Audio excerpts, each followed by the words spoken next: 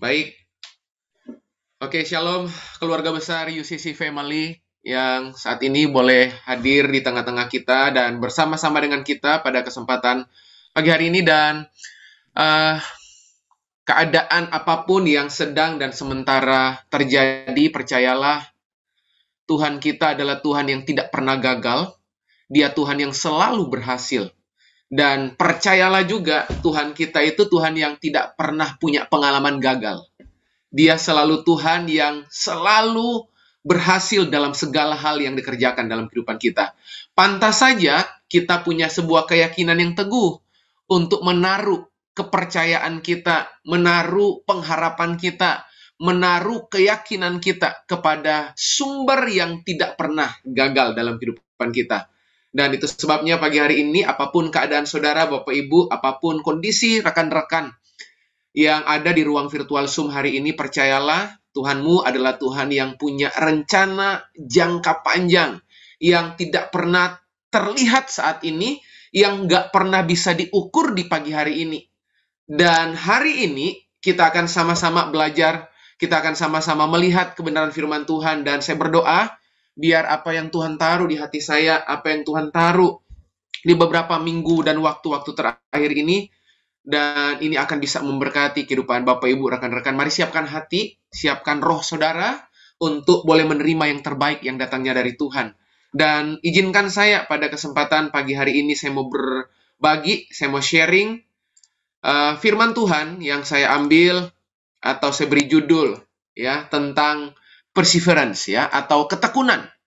Ya, sekali lagi pagi hari ini kita akan sama-sama belajar satu bagian firman Tuhan yang saya beri judul ketekunan, ya. Ada begitu banyak hal dalam kehidupan ini berjalan, lalu kemudian dalam proses perjalanan waktu demi waktu, kita sangat membutuhkan ketekunan. Ada begitu banyak orang punya pengalaman yang bagus. Ada begitu banyak orang punya skill yang mumpuni. Ada begitu banyak orang punya relasi dan jaringan koneksi yang banyak. Tetapi tanpa yang satu ini, saya ragu perjalanan kita ke depan menjadi perjalanan seperti yang Tuhan mau.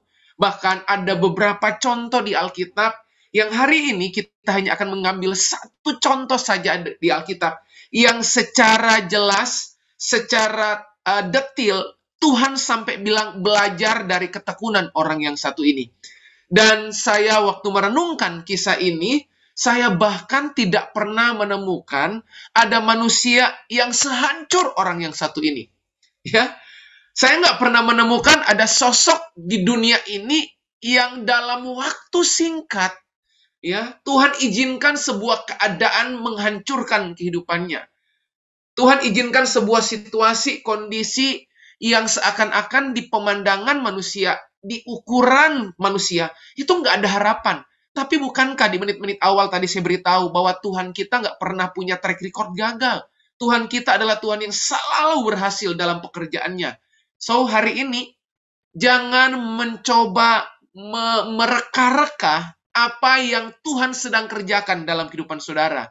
Berhentilah berpikir hal-hal yang buruk, yang mungkin hari-hari ini sedang saudara alami.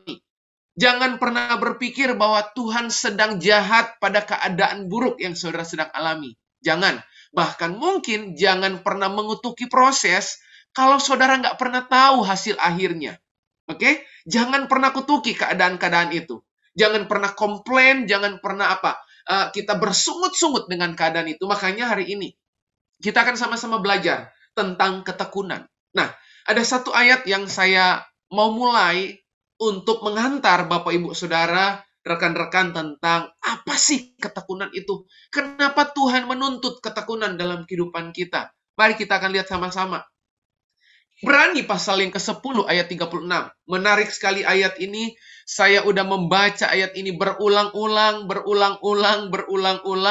Tapi toh di tengah-tengah pengulangan itu ada pewahyuan yang Tuhan sisipkan. Di tengah-tengah pengulangan yang saya sering kali baca, beberapa waktu terakhir ini ada singkapan demi singkapan yang Tuhan taruh. Nah, Ibrani pasal 10 ayat 36. Sebab kamu memerlukan ketekunan. Perhatikan kalimat itu.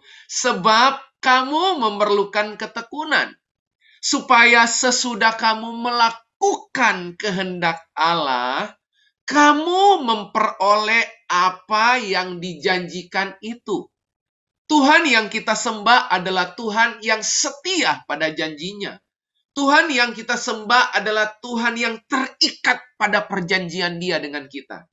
Dan kalau toh ada yang broken covenant, bukan Tuhan yang bikin broken covenant itu. Tetapi kitalah yang memutuskan untuk kemudian meniadakan atau merusak perjanjian itu. Nah, saudara perhatikan. Ada 3 kata kunci yang hari ini juga saya mau tunjukkan kepada saudara.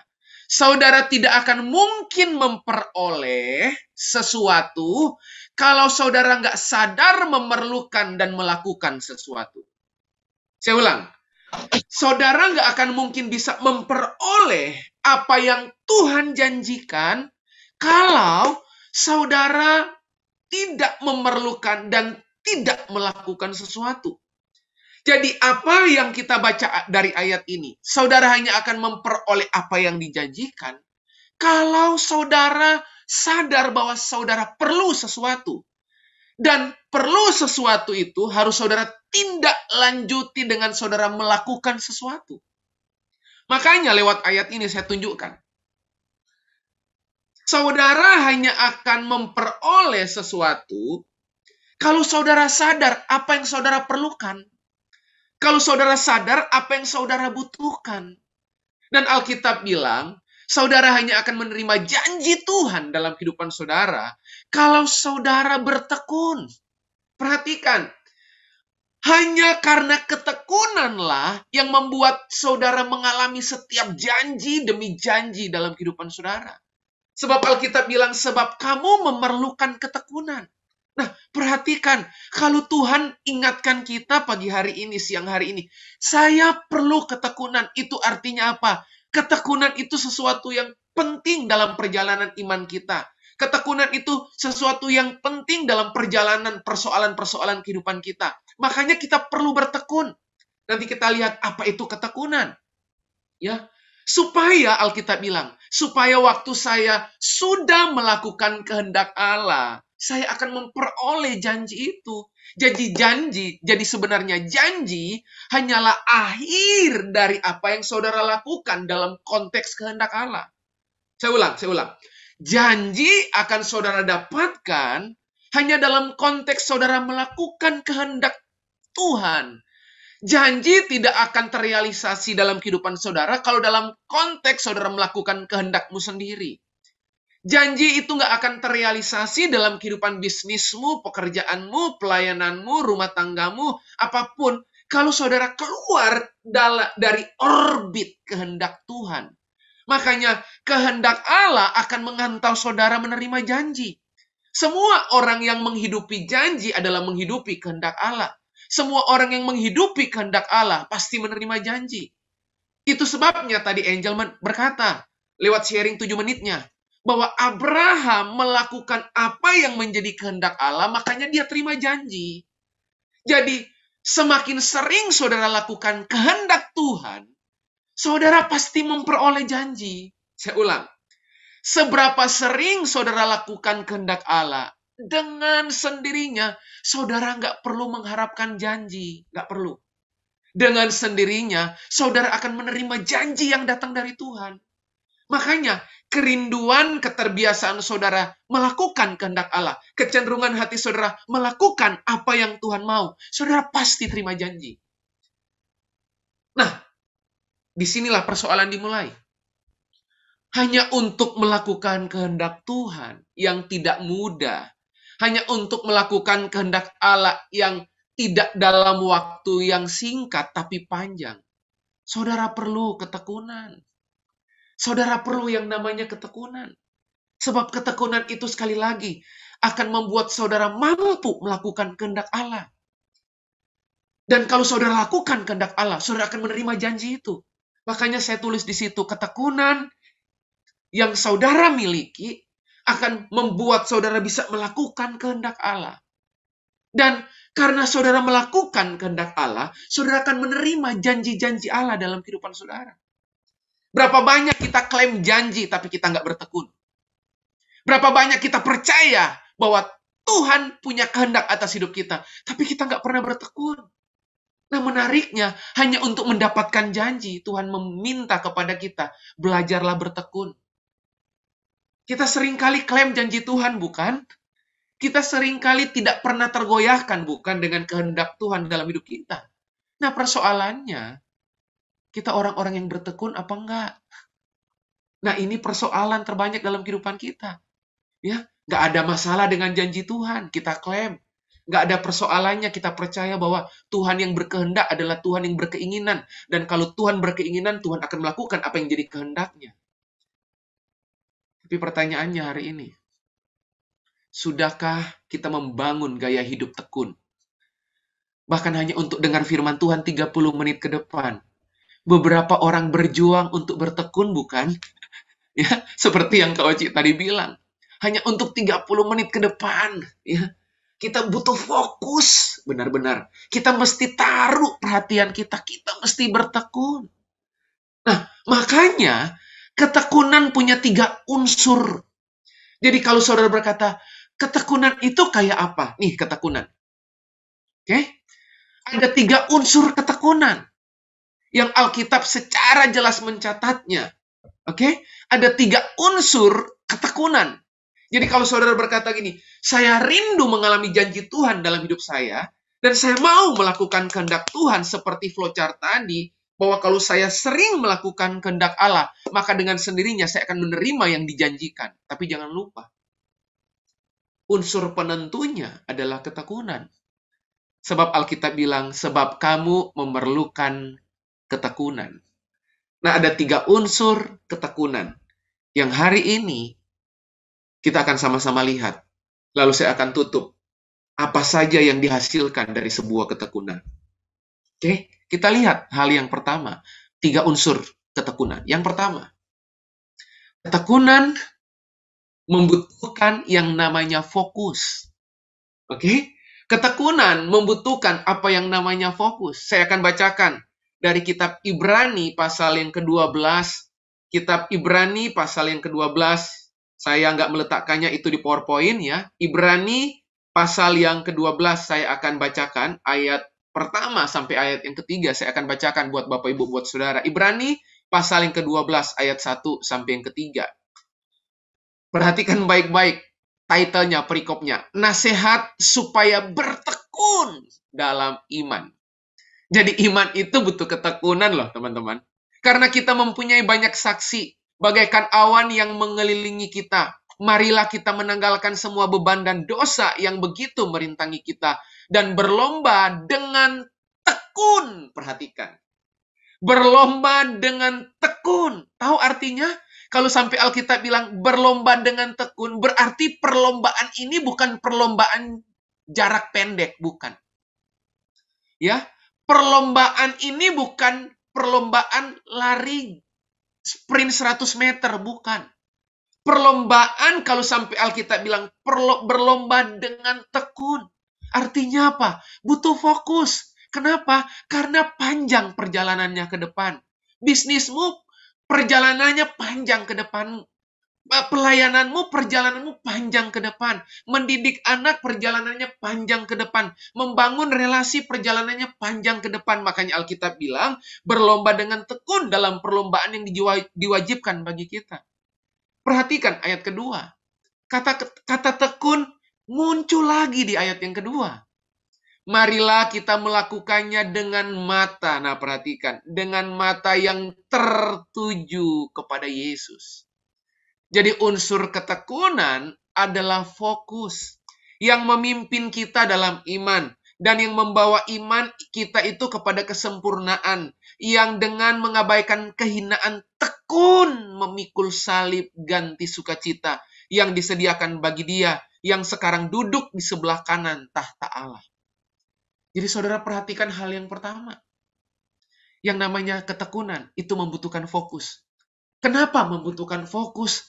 Karena perlombaannya jangka panjang. Kenapa memerlukan fokus? Karena membutuhkan akurasi. Kenapa membutuhkan fokus? Karena ada banyak distraction yang membuat saudara nggak bisa tekun. Ada begitu banyak iming-iming yang membuat saudara bisa beralih fokus. Ada begitu banyak hal-hal yang disodorkan yang menyebabkan saudara bisa mengambil jalan-jalan pintas kehidupan yang berujung kepada jalan buntu. Makanya belajar fokus. Sebab tanda utama orang-orang yang bertekun adalah orang-orang yang fokus, Alkitab bilang. Saya berdoa, biar hari ini memasuki bulan kedua dari bulan-bulan yang panjang. Kondisi Omikron baru saja melonjak. Keadaan-keadaan yang serba tidak menentu. Baru saja kita menikmati ibadah onsite, ya. Belum lama kita menikmati ibadah onsite, ditarik lagi masuk kepada online. Seakan-akan Tuhan ingin lagi sedang mencoba untuk menghancurkan seluruh planning-planning yang kita mungkin berpikir, oh keadaan udah mulai membaik. Perhatikan baik-baik. Baik menurut Anda belum tentu baik menurut Tuhan. Bahkan di tengah-tengah yang buruk menurut Anda, Tuhan bilang itu baik buat kita. Makanya kita mesti punya fokus, mata yang tertuju kepada Kristus. Menaruh perhatian secara khusus. Bukan cuma secara penuh, bukan. Khusus dan penuh pada sesuatu. Fokus itu bukan gini, saya taruh perhatian saya sepenuhnya. Bukan saja sepenuhnya, tapi sekhusus-khususnya itu fokus. Saya menaruh perhatian saya khusus, artinya apa? Khusus itu spesifik. Khusus itu nggak global. Khusus itu ya fokus dan penuh pada sesuatu. Itu fokus. Penuh dan khusus. Khusus dan penuh. Apa unsur kedua dari sebuah ketekunan selain fokus? Alkitab menulis unsur yang kedua adalah konsisten. Konsisten. Di mana ayatnya? Yakobus pasal yang pertama. Saya akan bacakan buat Bapak Ibu, buat saudara. Yakobus pasal yang pertama, ayat yang ke-12. Perhatikan ayat yang ke-12 dari Yakobus pasal yang pertama. Berbahagialah orang yang bertahan dalam pencobaan, sebab apabila ia sudah tahan uji, ia akan menerima mahkota kehidupan yang, perhatikan, dijanjikan Allah kepada barang siapa yang mengasihi dia. Sekali lagi, yang dijanjikan Allah. Jadi rupa-rupanya, ya, kitab Ibrani pasal 10 tadi terkoneksi dengan Yakobus pasal 1 ayat 12. Beberapa ahli teolog selalu menyinggung Ibrani 10 ayat 36 dengan Yakobus 1 ayat 12. Artinya apa? Kalau Alkitab bilang, apabila ia sudah tahan uji, atau orang yang bertahan dalam pencobaan, artinya apa? Orang tersebut tekun. Makanya lihat, cara ketekunan terbentuk biasanya lewat dapur kesengsaraan. Makanya Tuhan tidak punya tools yang lain untuk melatih ketekunanmu lewat apa? Dapur kesengsaraan, dapur ujian. Makanya di ayat ini berkata, apabila ia sudah tahan uji, artinya apa? Kedapatan konsisten. Imannya konstan. Imannya terus-menerus. Imannya tetap tidak tergoyahkan. Keadaan menggoyahkan, saya nggak tergoyahkan. Oh gitu. Saya ulangi. Keadaan menggoyahkan, saya nggak tergoyahkan. Kenapa? Lawang fokus kok. Kenapa? Saya tahu mana yang khusus kok. Saya tahu mana yang penuh kok. Saya tahu mana yang harus saya konsisten di dalamnya. Makanya orang-orang yang tekun, itu akan terekspos, akan terlihat dari konsistensi. Saudara perhatikan pertumbuhan iman saudara. Saudara perhatikan pertumbuhanmu yang konstan. Pasti Anda konsisten melakukannya. Semua hal yang konstan selalu konsisten. Oke? Semua hal yang konstan pasti terus-menerus. Semua hal yang konsisten pasti tetap gak berubah. Terus-menerus gak berhenti di satu titik. Dia akan terus bergerak pada konsistensinya. Coba. Setiap kali kalau kita kemudian kasih testimoni kepada seseorang, orang ini adalah orang yang konsisten. Artinya apa? Kalau saudara berkata, orang ini konsisten dalam hal nilai integritas, artinya apa? Orang itu konstan kehidupannya. Orang itu konsisten dalam doa. Artinya apa? Orang itu konstan dalam doanya. Orang ini konsisten dalam perkataannya. Artinya apa? Nggak mencela-mencela. Apa yang dia ucapkan, itu yang dihidupi. Apa yang dia katakan, itu yang dia kerjakan. Konsisten. Pantas saja. Pantas saja. Orang-orang yang punya ketekunan akan mudah dihargai Tuhan dan dihargai sesama. Orang-orang yang punya ketekunan selalu menarik perhatian sehingga saudara akan menerima apa yang terbaik yang Tuhan mau kerjakan dalam kehidupan saudara. Fokus. Yang kedua, konsisten. Apa yang ketiga? Apa unsur sebuah ketekunan? Saya nggak tahu di waktu-waktu ini saudara lagi bergumul di area apa. Besar kemungkinan firman Tuhan hari ini akan jadi jawaban dan sedang menjadi jawaban buat kehidupanmu. Saudara lagi berupaya meningkatkan profit bisnismu.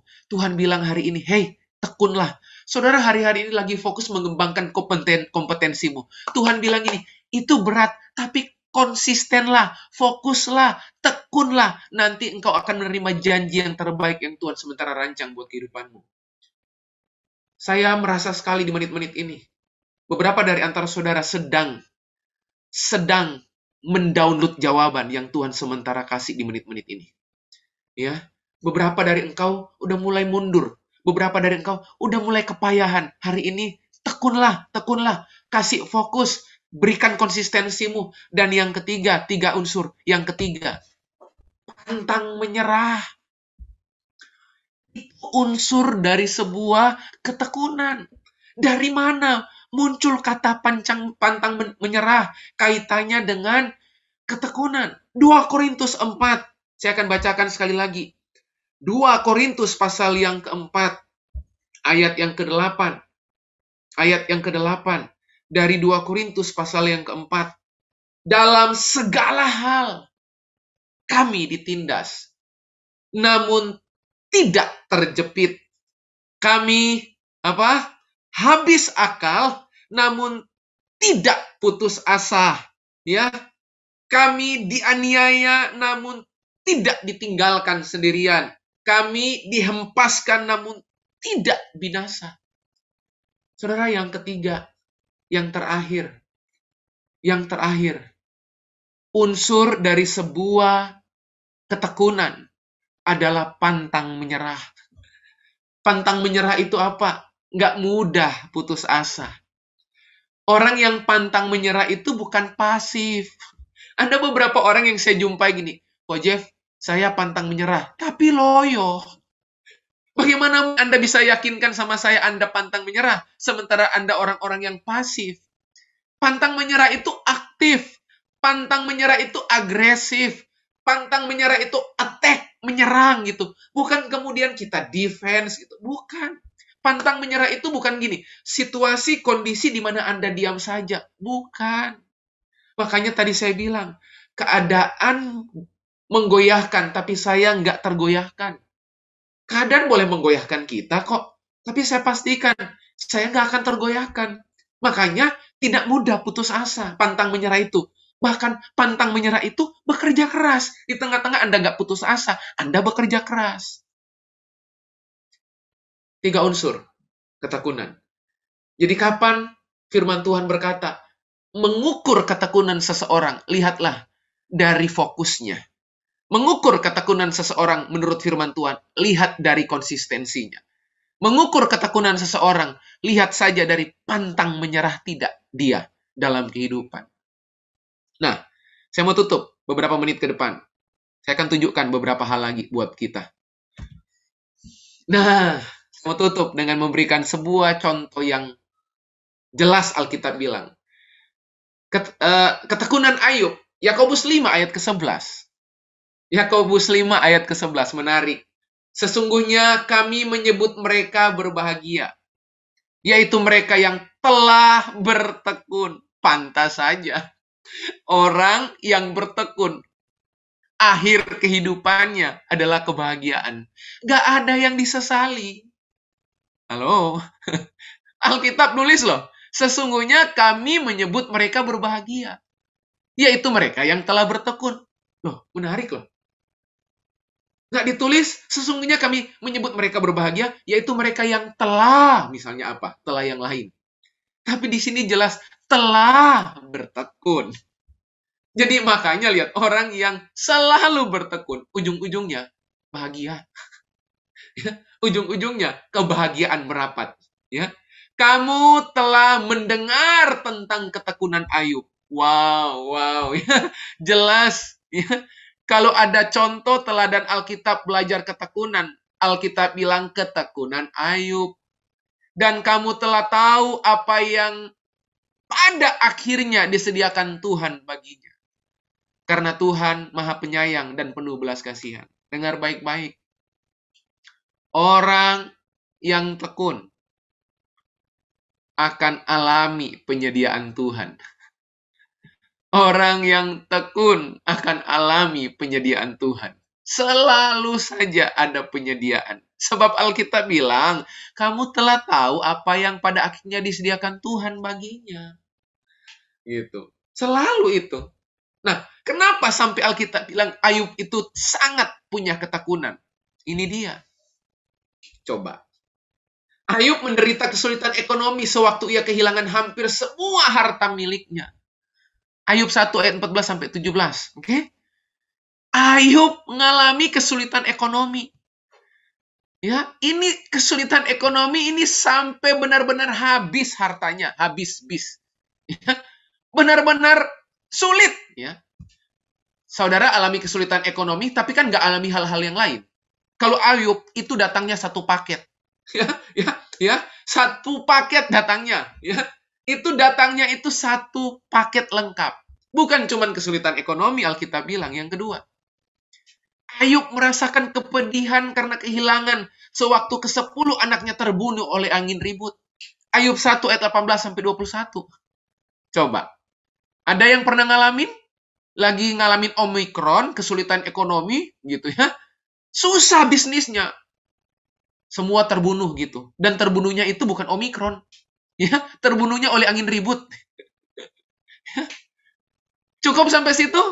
Enggak. Yang ketiga, Ayub mengalami penyakit yang serius dan sangat menyakitkan. Coba. Sampai di 3 hal ini, saudara bilang cukup Tuhan. Cukup ya. Kita baru yang pertama aja udah cukup ya. Ya, cukup Tuhan. Kalau boleh cukup ngalamin kesulitan ekonomi tok. Enggak. Dia ngalami hal yang kedua. Dia ngalami hal yang ketiga. Mau tahu hal yang keempat yang Ayub alami? Ini dia. Bayangkan. Ada istri yang minta Ayub murtad. Coba. Kira-kira kalau saudara jadi Ayub gimana? Udah miskin, sebatang kara, sakit. Bukannya istri bantu, malah istri suruh murtad. Coba. Masih ada lagi? Masih ada. Dia kehilangan komunitasnya. Oke? Bentar.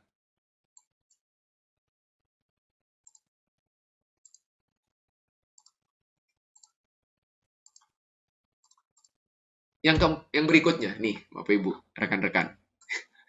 Sahabat-sahabat karibnya mengatakan hal-hal yang sangat menyakitkan, kasar, dan gak benar. Coba. Ya, coba. Saudara mau belajar, belajar tentang komunitas ya? Coba. Ya. Komunitas sesama, inner circle, suami istri gitu, dengan istri dan anak-anaknya, udah gak bisa berharap sama anak meninggal. Istri ngajak murtad. Ya. Komsel. Ya. Komsel. Hitung komsel yang nggak membangun, coba. Tapi Alkitab bilang, Ayub tetap didapati ketekunannya. Saya berharap pagi hari ini mendesak saudara secara kuat, bahwa rupanya keadaan-keadaan ini tetap pada akhirnya Tuhan dapati Ayub dalam ketekunan. Coba, 5 poin ini yang saya rekap. Coba, mana yang pernah 5-5-nya saudara alami dalam waktu bersamaan? Coba. Ya, Jadi kalau sebenarnya kalau kita mau mengurutkan, kita ini pakai urutan waktu soalnya. Poin pertama tahun sekian, poin kedua tahun sekian, poin ketiga tahun sekian. Nggak ada yang bersamaan. Gitu aja yang tahun-tahun sekian, itu aja kita kata-katain Tuhan. Kita bilang Tuhan nggak becus lah, kita ngomel Tuhan nggak baik lah. Pokoknya kita kata-katain Tuhan yang nggak benar. Ayub, dalam satu waktu, satu periode waktu, ngalami lima-limanya. Makanya tadi saya bilang, nggak ada orang yang setragis Ayub. Dalam satu periode waktu, ngalami lima-limanya. Tapi toh Alkitab bilang, kamu telah mendengar tentang ketekunan Ayub. Artinya apa? Berarti ketekunan Ayub itu tersiar. Ketekunan Ayub itu bukan cuma orang sekitar yang ngalamin atau yang lihat, tapi Alkitab bilang kamu telah mendengar. Berarti apa? Tersohor ketekunannya, tersiar, terdengar ketekunan Ayub.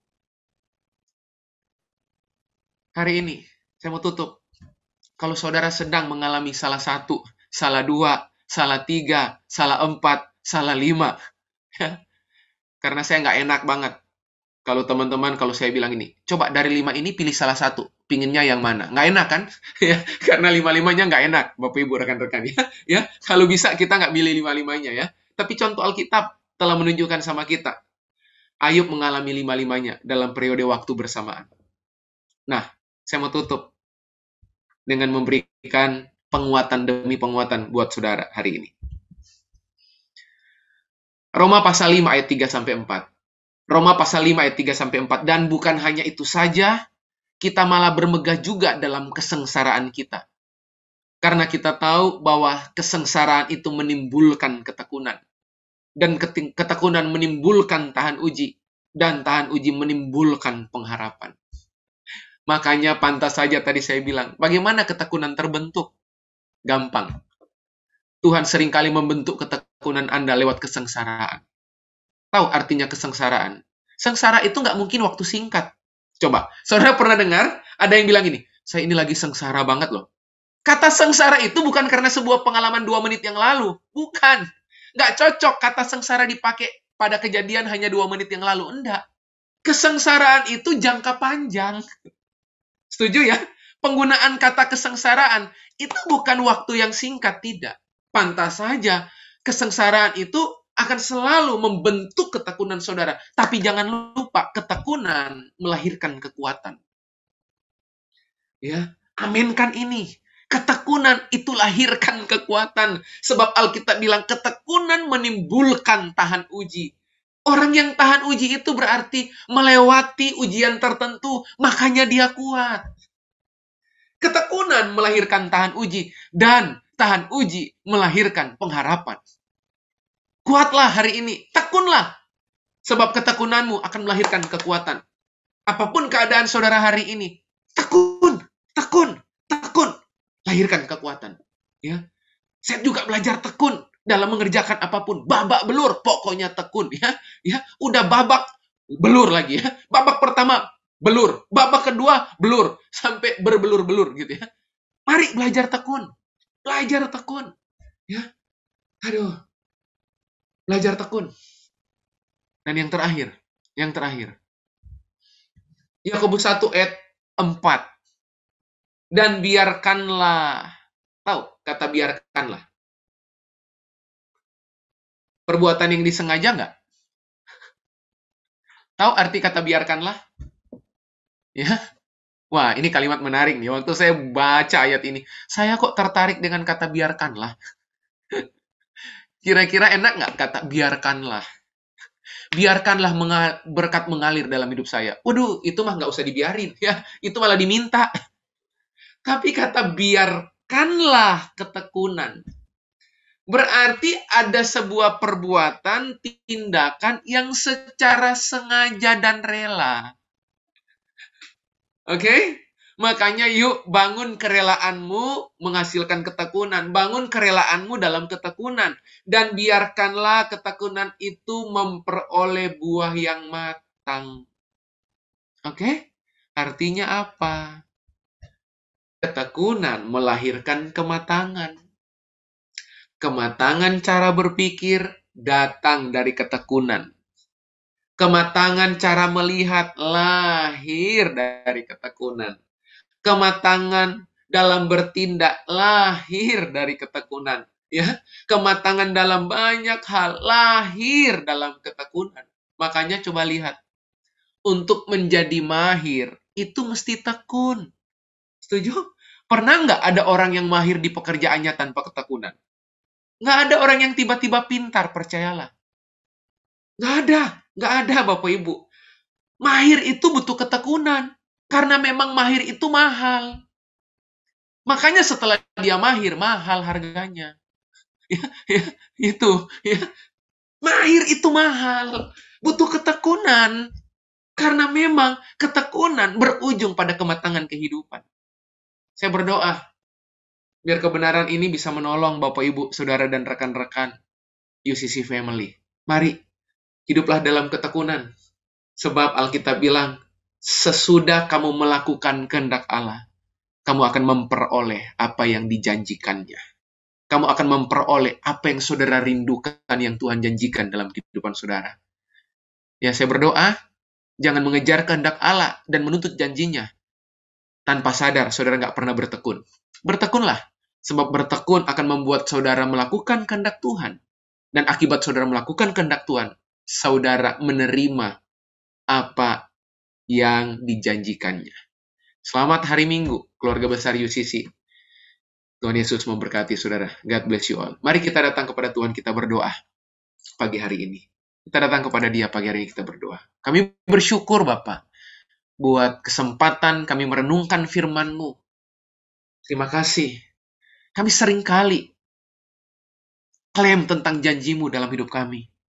Kami seringkali melakukan, mengharapkan, merindukan kehendak-Mu dinyatakan dalam kehidupan kami.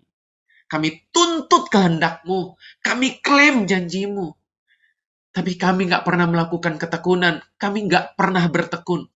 Hari ini kami belajar Tuhan, bahwa seringkali ketekunan akan membawa kami menjadi pribadi-pribadi yang punya kekuatan.